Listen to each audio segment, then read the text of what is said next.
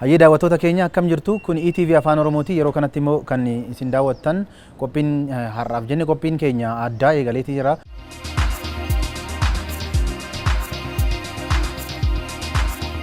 Qophii keenya har'aatiinis dhimma hariiroo dippiloomaasii biyyoota gaanfa Afrikaatti jiru keessumattuu gama Eertiraa fi Ijiptiin maaltu jira akkasuma immoo dhiibbaa alkallattii fi kallattii biyyoonni kunneen Itoophiyaa irratti harka dheereffatanii yookaan immoo harka wayaa jalaatiin godhan ilaalchisuudhaan qophiin taasisnu eegaleetiin jira. Sanaafis keessummaa Inistituutii qorannoo dhimma alaatirraa Feerneetii jira. Keessummaan keenyas Dr. Abiyoot Dastaa jedhamu. Isaan wajjiniin turtii gabaabaa kan taasisnu ta'a.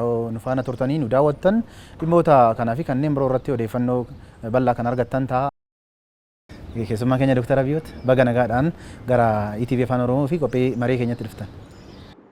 Baga nagaan nu eegdanii galatooma. Bareedaadha. Egaan mee ka'umsaaf akka nuuf ta'uuf keessumattuu egaan diinota bara baraa kanneen jedhaman biyyoota gaanfa Afrikaa kanaa fi ollaa kanatti kan jiran biyyoota ollaa Itoophiyaa jiran keessaa homaa irra dhibaa tokko toon barbaadiin Ijipti ishee takka keessumattuu Ijipti dabalatee biyyoota akka Ijiptii fi Eertiraa fa'aa kun diina bara baraa biyya kanaati. Kuni maaliif ta'uu danda'e laatame? Galatoomii biyya Itoophiyaa firaa fi diina biyyoota firaaf diina ta'an keessaa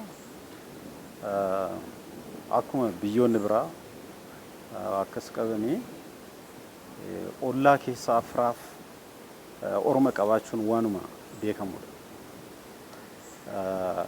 Biyyoota ollaa keessaa tokkoon isaanii firaa fi nagaa ta'u tokkoon isaanii immoo diinummaa of keessaa qabu yookaan immoo hariiroon isaan wajjin hin qabnu hariiroo walitti bu'iinsaa yookaan immoo hariiroo waldiddaa kan of keessaa qabu ta'ee argama jechuudha. Kun immoo sababa mataa isaatii qaba. Waa malee manni hin aaru jedhama. Seenaadhuma Itoophiyaa keessatti hariiroon biyya Ijipti yookaan biyya Misir wajjin qabdu hariiroo akkasitti fuulduratti bahee hariiroo waldiddaa yookaan waldhabbii haa ta'u dhiisuyyuu abaatu malee walitti bu'iinsi tureera. Lollis tureera seenaa keessatti jechuudha. Firummaanis garuu tureera. Itoophiyaa fi biyyi Ijipti yookaan Misir diina qofan turre walitti bu'u qofan turre wal faannis immoo turaniiru. Waggaa bara dheeraadhaaf karaa aadaatiin karaa amantaatiin turaniiru.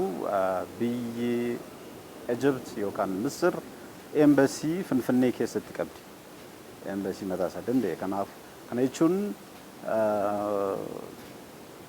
diplomaatik mishin mataa isaanii magaalaa Finfinnee keessatti qabu jechuudha. Kanaafuu hariiroo amma ammaatti walirraa hin cinne ni jira jechuudha. Garuu gidduu kanatti walitti bu'iinsi amma kan uumamu jira. Kun kan ka'u sababii guddaa jennee akkuma beekamutti kan fudhannu sababa ajandaa bishaan laga Abbayyaa yookaan Nile River kan jennurraa ka'a. Kunis biyyoonni lamaan dhalooteedhaan kan walitti hidhaman yoo ta'an teessoodhaan garuu garaagara. Itoophiyaan karaa olii jirti bishaan maddisiifti, biyyi Misraa immoo karaa gadii jirti bishaan Itoophiyaa irraa fudhatti. Ka'umsi lolaa fi walitti bu'iinsa akkanuma waan biraa miti. Itoophiyaan bishaan kenniti, biyyi Misir immoo bishaan fudhatti.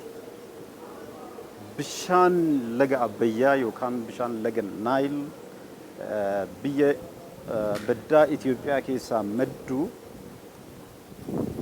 Itoophiyaan piroojeektii garaagaraa irratti hojjettee yeroo keessa isaa deemti. Kanarraanis kan ka'e nuti miidhamuu dandeenya kan jedhurraan kan ka'e waan ta'eef kunis maalidha? Shakkii fi sodaadha waan biraa jechuudha. Shakkii qabu sodaa qabu.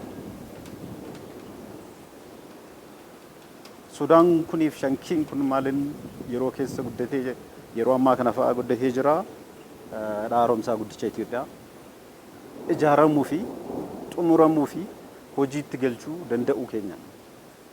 Kun sodaa jiruu fi shakkii jiru cimsaa deema. Piroojeektiin biraas Itoophiyaan irratti hojjechuu dandeessi kan jedhu shakkii biraa uumuu danda'a. Kanaafis biyyi Egypt keessumaa keessaa haala ittiin hidhaa haaromsa guddicha Itoophiyaa ittiin Itoophiyaan bulchitu keessatti hirmaannaa nu barbaachisaa. Mirgaanis haa ta'u bitaanis haa ta'u akkaataa bishaan kun maaneej itti godhamu hirmaannaa nu barbaachisaa. Hirmaannaa kana irratti ifa ta'e wanti lafa kaa'amu jiraachuu qaba kan jedhu waan ta'eef biyyoonni lamaan kan irratti walii galtee irra waan hin geenyeef ammaaf ka'umsa walitti bu'iinsaa jedhamee kan fudhatamu kanaa dheetanii hubadhaan. Tole waan kun amma carroomuu dhabuudha malee sila madda shakkii madda wal dhabdee ta'uudha dhimmi danda'u kuni madda wal ta'umsaa madda waliin misoomuu madda waliin guddachuu hin danda'u laata tariitii qixa sirriin irratti hin hojjetamne yookaan immoo Ijiptiis amantee hin fudhanneef yoo ta'e malee sila gara carraatti jijjiiruu hin danda'amu ture. Ni danda'ama ture sirriitti danda'ama ture maaliifin kuni aadaa siyaasa duubattafaa hordofuudhaan guddina biyyoota tokko tokko fuuldura taa'uudhaan gufuu ta'uudhaan faayidaa ofii eeguu kan jedhu aadaa akkasii haabitii akkasii develop godhanii waan tureef malee bishaan guddaan kun lagdi guddaan kun laga biyya 11 keessa yaa'udha. Biyya 11 kana qofa otoo hin ta'in kana biras darbee biyyoota biraatiif laga eebba ta'uu danda'u ture. Garuu maaltu ta'e akka carraa ta'e seenaa dheeraa keessatti waggaa 60 amma kanaa keessatti biyyi Egypt biyyi Itoophiyaa jedhamtu piroojeektii laga kanarratti ijaartee dhugoomsitee gara hojiitti galchite kan jedhu yaadaan turre. Ofiifis qophii mataa isheetii gochaa hin turre. Kanaafis rakkoo guddaa ta'eera. Kana jechuun maal jechuudha? Ammaaf karaa isaaniitiin jedheen kan natti dhaga'amu rakkoo kan uume ofuma isaaniitii qophii mataa isaanii dhabuu isaaniiti. Malee karaa Itoophiyaan waan ishiin goote balleessaa akkasii rakkina akkasii uumte jedhamee wanti ka'u hin jiru. Maaliifin piroojeektii hidhaa haaromsa guddicha ijaaruu jechuun mirga United Nation kaa'ame mirga misoomaa fayyadamteeti. The right is to development of nations kan jedhu charterii United Nations keessatti kaa'amee jira kun. Kanaan ala wanti ta'e hin jiru. Keessumattuu biyyoonni ollaa naannawaa gaanfaa kana jiraatan baay'een isaanii biyyoota mootummaa tasgabbaa hin qabne mootummaa burkutaa hin qaban keessumattuu immoo gaafii uummata isaanii warra hin deebisini biyyoota akka Eertiraa fa'aa yoo fudhachuudha dandeenye jechuudha. Egaan humnoonni kunneen immoo ergamtootaa fi diinota Itoophiyaa fayyadamanii garee TPLF fa'aa fudhachuu dandeenya isaanitti fayyadamaniiti keessoo Itoophiyaa jeequudhaaf kan barbaadan jechuudha. Egaan gocha qaamolee kanneenii qolachuudhaaf maaltu gochuun danda'ama akkamitti qolachuun danda'ama waan jedhu akkasuma. Karaa lamaan ilaaluu dandeenya. Tokko karaa biyya keessaatiin ilaaluun danda'ama. Tokko immoo karaa biyya alaatiin ilaaluun danda'ama.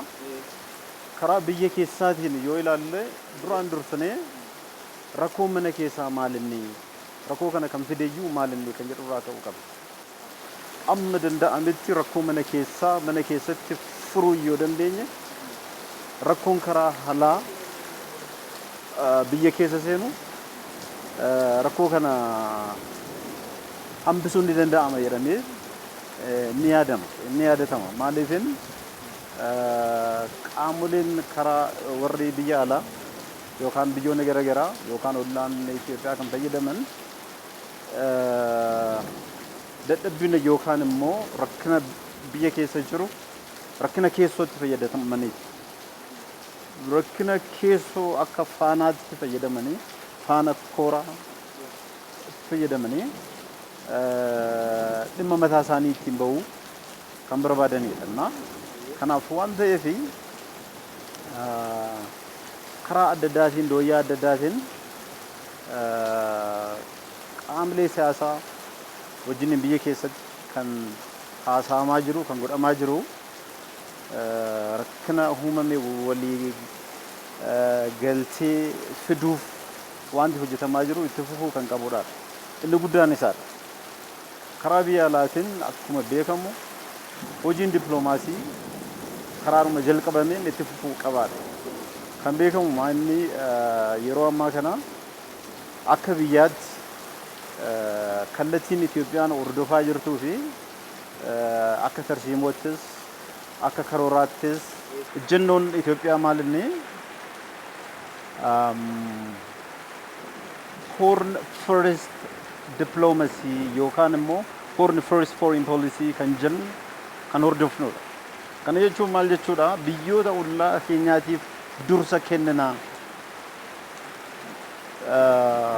Biyyoota ollaa wajjin yoo hojjenne isaa wajjin hojjenne isaanis nagaa yoo ta'an nutis nagaa taana kan jedhu ejjennoo akkasii kan jiru. Jecha kana eessaa fudhachuu dandeenya?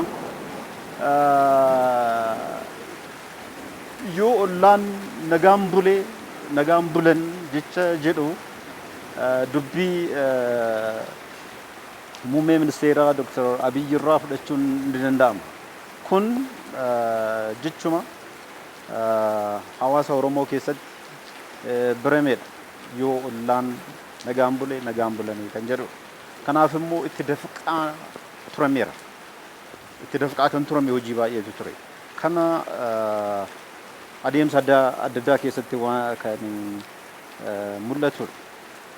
Kanaafuu karaa dippiloomaasiitiin bilateral diplomacy biyyoota lamaan hariiroo biyya lama gidduutti taasifamuun yookaan immoo multilateral diplomacy hariiroo biyyoota lama ol ta'an gidduutti taasifamuun walii galteef mariif hojiin dippiloomaasii adda addaa godhamuu kan qabudha. Kanaaf immoo qaamleen adda addaa gaanfa Afrikaa irratti kan akka gamtaa Afrikaa kan akka IGAD gidduu seenanii akka jaarsaatti hojii jaarsummaa hojjechuu ni danda'ama jedhameeti kan yaadamus hojii guddaas immoo hojjechuu kan danda'an isa. Hojiin biyyoota lamaan gidduu hojjetamu yoo yeroo akka salphaatti furamuu hin dandeenye ta'ee sadarkaan itti aanu sadarkaa gidduu seenanii akka jaarsaatti hojii jaarsummaa hojii haraaraa hojjetanidha. Kanaaf immoo qaamleen ammasiif caqase kuni baay'ee barbaachisaadha jedhanii yaada. Amma gaa Itoophiyaan amma ejjennoo nageenya qabatteeti kan socho'aa jirtu gaafilee akkasuma immoo ejjennoo janiin ta'e qabatteeti kan jirtu gama misooma irrattis jechuudha. Kanaaf ejjennoon kun garuu biyyoota birootiin akka poozitiivitti akka gaarii ta'etti hin fudhatamne kun amma hubatamuudha qaba. Itoophiyaan mirga misoomuu mirga ejjennoo karaa nageenyaan baatee galuu biyya ollaa isheettis keessoo isheettis mirga akkasiin jiraachuu qabdi. Egaan kun hubatamuu qaba. Lammiileen hundi immoo kana hubachuu dhiisuu danda'u. Mee mirga Itoophiyaa kana ejjennoo nageenya Itoophiyaa kana hubachiisuu irratti dippiloomaasiidhaan maaltu hojjetamuu qaba? Akkasuma immoo lammiilee biyyattii faantummaa qabanirraa lammiilee biyyattii yeroo adda addaatiin jiraatan biyya alaaf biyya keessas warra jiraatanirraa hoo maaltu eegama dhimma yeroo kaasnu? Ifa ta'uu kan qabu lammiileen Itoophiyaa baruus kan qabani seenaa Itoophiyaa fi biyyoota ollaa Itoophiyaa ta'an gidduu ture yeroo dheeraa keessa waan jiru irra deddeebi'anii baruu fi yaaduutu isaan irra jira kan jedhudha. Haala amma jiru kana beekamaadha. Sababa adda addaarraan kan ka'e fedhii mataa isaaniirraan kan ka'e biyyoonni akka Egypt, biyyoonni akka Sudaan, biyyoonni akka Eertiraa rakkoo garaagaraa uumuu akka barbaadan kun beekamaadha. Kan biraa immoo maal jechuu dandeenya? Rakkoon keessumaa keessaa karaa Eertiriyaa jiru hubannaa dhabinarraanis kan ka'e wanti jiru jira. Kunis maalinni fakkeenyaaf nuti fedhii ulaa galaanaa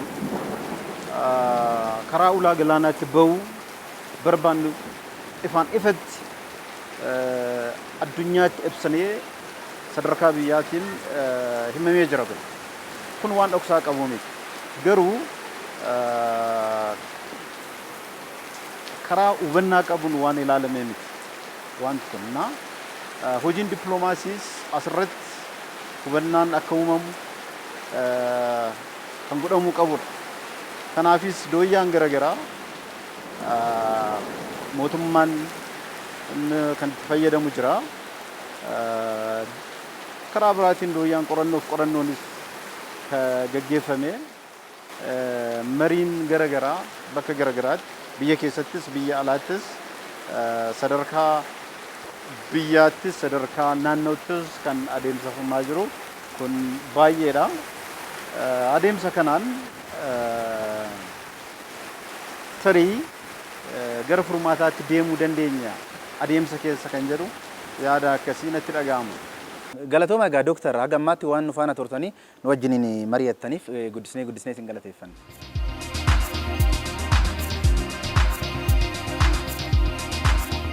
Daawwattoota keenya turtiin keenya har'aa keessumattuu dhiibbaa roga hedduu fi dhiibbaa dippiloomaasii biyyoota diinota bara baraa Itoophiyaa kan ta'an biyyoota ollaa kanneen akka Ijiptii fi Eritiriyaa wajjin wal qabsiisuudhaan turtiin nuti Dooktar Abiyoot Dastaa wajjiniin taasifne kan hanga ammaatti daawwattan kana ture nu daawwachuu keessaniif guddisnee isin galateeffanna.